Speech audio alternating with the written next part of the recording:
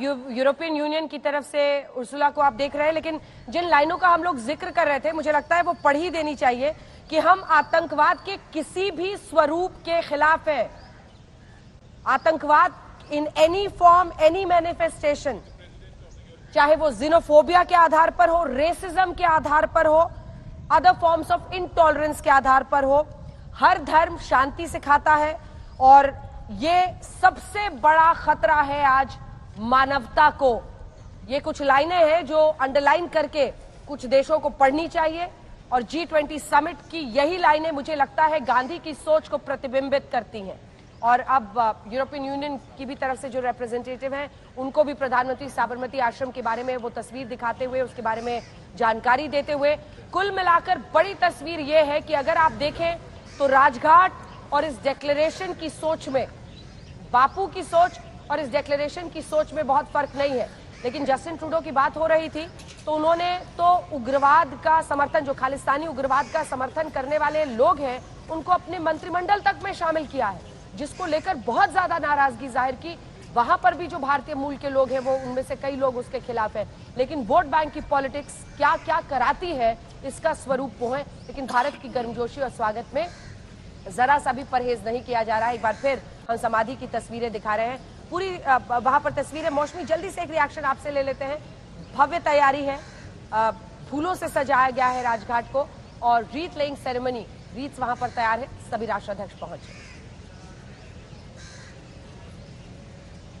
जी बिल्कुल, देखिए मैं छोटा सा बोलूंगी कि अभी जितने मुखिया आ चुके हैं, Singapore, Mexico, Netherland, Spain, Australia, Argentina, Nigeria और कनाडा। दिलचस्प है कि जस्टिन ट्रूडो साहब कि मैं तो बॉडी लैंग्वेज रीड करूंगी अंजना, और जिस तरह से टाइमिंग जो बाइडेन साहब के साथ प्रधानमंत्री नरेंद्र मोदी की थी कल जब वो उनको ग्रीट कर रहे थे, आज आप देखिए कि बिल्कुल एक ही क्षण में ट्रूडो साहब से मिलके ट्रूडो साहब जो है आगे बढ़ गए। तो बहुत कम टाइम था और अपने आप में जब गांधी की समाधि में तमाम विश्व के मुखियाओं को बुलाया जाता है तो श्रद्धांजलि देने के लिए, तो भारत जो है ये संदेश दे रहा है जो गांधी का संदेश था कि खुद वो बदलाव बनो जो आप दुनिया में देखना चाहते हो। और कहीं ना कहीं भारत ने जिस तरह का न्यू दिल्ली में डिक्लेरेशन हुआ है, जिस तरह का समिट हुआ है, उस बदलाव की बात की है। बिल्कुल, और ये तस्वीरें आप देख रहे हैं, अगले राष्ट्राध्यक्ष वहां पर पहुंच रहे हैं। लेकिन कुल मिलाकर अगर हम देखें तो भारत ने अपनी तरफ से जो इस तरह का आयोजन, भव्य आयोजन किया है, यहाँ पर भी अलग से स्वागत के इंतजाम है। बहुत कम ही जगहों पर श्वेता इस तरह से किसी मॉन्यूमेंट पर एक एक करके सबको बुलाना और बड़े पैमाने पर इस तरह के कार्यक्रम का आयोजन किया जाता है। प्रधानमंत्री ने, लेकिन इस बार चूंकि ये मौका इतना बड़ा है, 21 राष्ट्राध्यक्ष हैं, 9 आमंत्रित देशों के हैं, यूरोपियन यूनियन की उर्सुला वॉन डर लेयन अभी वहां पर पहुंची हैं, तो ये दर्शाता है। फूमियो किशिदा को आप देख रहे हैं, फूमियो किशिदा, जापान के साथ भी एक अनूठा रिश्ता है भारत का, और G7 में हिरोशिमा में आप भी गई थी। एक रिश्ता जो इन देशों के साथ है पर्सनल लेवल पर भी, वो भी प्ले आउट करता है। जब दोपहर में सेशन खत्म होगा उसके बाद बहुत सारे बायलैटरल्स हैं, कुल मिलाकर 15 होने, 7 हुए हैं जी। कुछ तीन पहले दिन हुए और उसके बाद 4 अगले दिन हुए और अब बाकी आज होने हैं, जिसमें से जो हम बार बार ट्रूडो का भी जिक्र करते हैं अंजना की पोलर साइड है, तो छोटी सी मीटिंग उनके साथ भी हो जाएगी।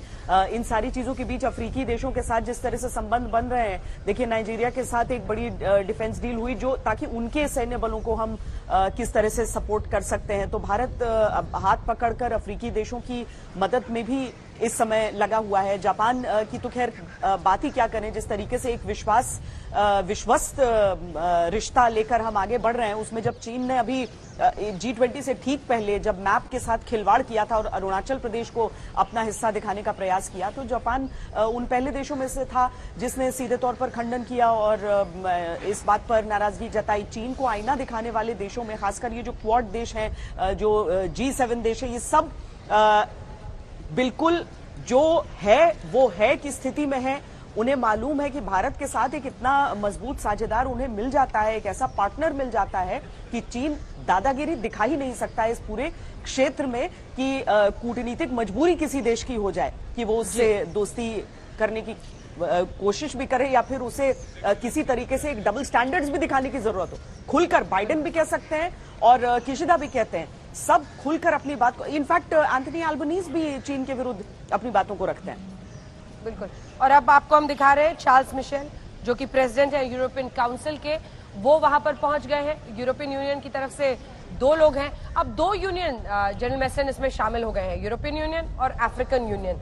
और मतलब मैं तो इस लम्हे की खूबसूरती में फिलहाल उलझी हुई हूं कि अफ्रीका को लेकर जो महात्मा की सोच थी और आज राजघाट सब पहुंच रहे हैं और अफ्रीकन यूनियन इसी G20 में शामिल हुआ, इसी समिट में शामिल हुआ। बिल्कुल अंजना, सबसे पहली बात, अफ्रीकन यूनियन जो 55 देशों का है अफ्रीका में, वो बहुत बड़ा कॉन्टिनेंट है।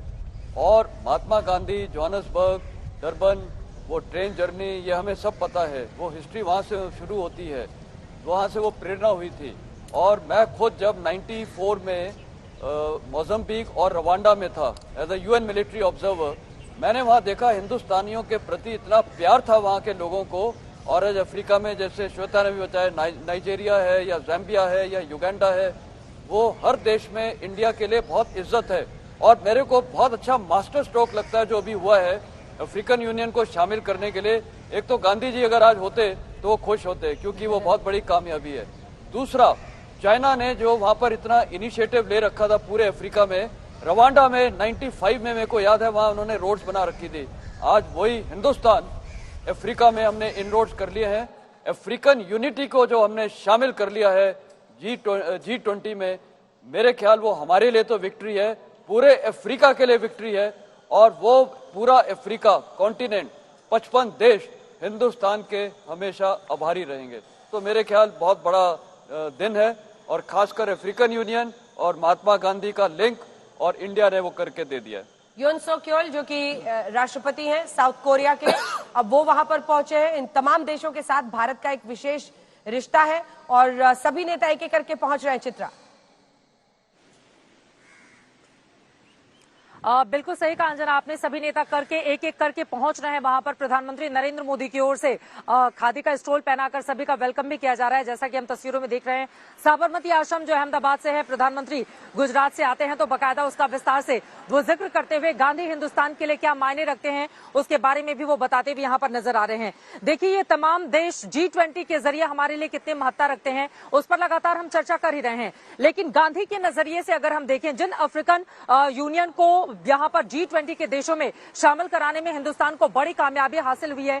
55 देशों का ये एक संगठन है और जरा सोचिए G20 के जरिए 55 देशों में आगे आने वाले वक्त में किस तरह से विकास की रफ्तार देखने को मिलेगी, आर्थिक प्रगति देखने को मिलेगी। ये तो एक बात है ही, लेकिन एक वक्त ऐसा भी था और आज भी कई जगहों पर मौजूद है, वो है रंग भेद, काले घोरे के बीच अंतर। और जिन देशों का इस वक्त हम प्रतिनिधित्व कर रहे हैं, अध्यक्षता कर रहे हैं, यकीनन एक वक्त पर उनके अंदर भी इस तरह की रस्साकशी देखने को मिलती थी। महात्मा गांधी ने इसी रंग भेद के खिलाफ एक बड़ी लड़ाई लड़ी, महात्मा गांधी ने इसी छुआछूत के खिलाफ एक बड़ी लड़ाई लड़ी और आज यकीनन वो परिणति सामने आई, क्योंकि महात्मा गांधी के विचारों को न सिर्फ नाइजीरिया बल्कि अलग अलग जितने भी ये जो अफ्रीकन यूनियन के देश हैं उनके देशों में भी उस तरह से अपनाया गया कि आखिर रंग भेद को लेकर हम लड़ाई को कैसे और आवाज दे, कैसे आगे बढ़े ताकि इसको खत्म किया जा सके जड़ से और सभी को समान अवसर उपलब्ध कराए जा सके। और यकीनन वही बड़ी कामयाबी मिलती हुई भी एक वक्त पर गांधी के विचारों के जरिए हमें नजर आई थी और आज हम देख पा रहे हैं जब गांधी के सामने शीश नवाने के लिए ये तमाम लीडर्स पहुंचे हुए हैं तो उनके लिए भी आज का ये दिन काफी ज्यादा बड़ा है, क्योंकि कई ऐसे सवाल हैं जिनका सामना आज दुनिया भर के मुल्कों को करना पड़ रहा है, लेकिन उन सवालों का जवाब देती हुई गांधी की ये समाधि इस वक्त बहुत बड़ा संदेश दुनिया को देती थी।